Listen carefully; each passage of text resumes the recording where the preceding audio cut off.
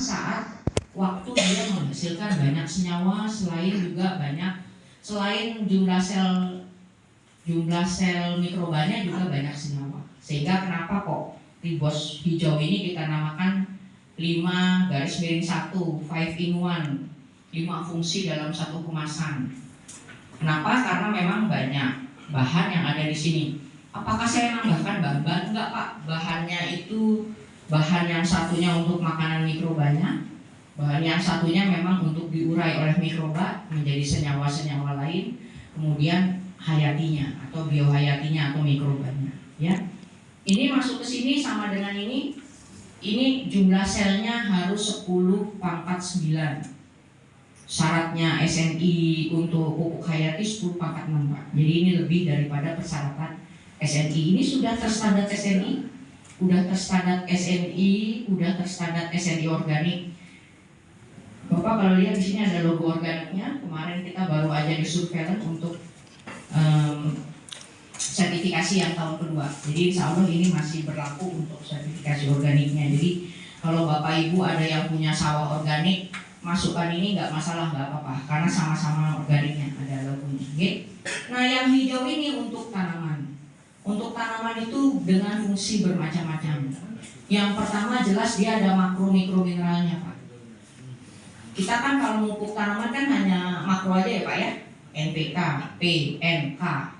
Padahal tanaman itu butuh mikro untuk dia bereproduksi, untuk dia meningkatkan imunnya, untuk dia berproduksi, itu butuh mikro. Mak, kita jarang memberikan mikro. Dianggap mikro itu sudah ada di dalam tanah, padahal di tanah mikronya diikat oleh senyawa kompleks, nggak bisa digunakan. Mikro yang ada selain tanah itu adalah dari pupuk organik kita, Pak, baik pupuk organik padat maupun cair. Jadi kalau Bapak mau bagus,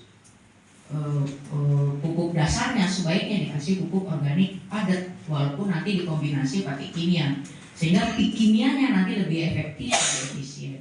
Kalau kita nggak ada pupuk dasar, pupuk organik padat, maka seperti yang diceritakan oleh Pak Anding, urea yang kita tebarkan, NPK yang kita taburkan itu paling 30% ya, antara 20-40% ya, kira-kira rata-rata 30% aja yang dimanfaatkan ya.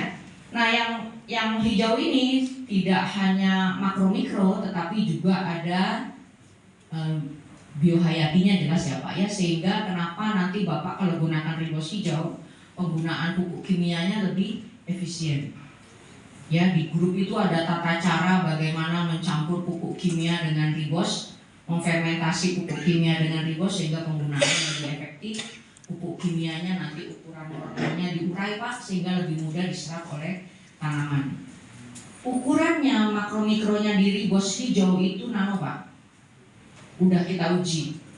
Ujinya ya di beberapa perguruan tinggi dan teruji di ukuran nano, sehingga ketika kita semprotkan ke tanaman, ke daun tanaman Bapak tidak perlu pakai perekat.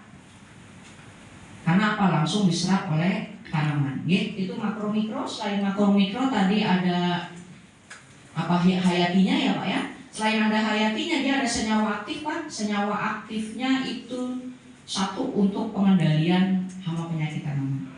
Makanya pengalaman bapak-bapak ada yang kena serangan hama orang habis ya Pak. Orangnya yang habis ya Pak, bukan padinya yang habis gitu. Orangnya yang habis, padinya tumbuh lagi, produksi bagus. Terus kemudian pengendalian untuk penyakit ya, jamur maupun bakteri itu udah jagonya kalau si ribos hijau ini. Kemudian senyawa aktifnya selain untuk pengendalian hama penyakit juga ada hormonnya Pak ya, biohormon. Jadi ada biohormon untuk fase vegetatif, ada biohormon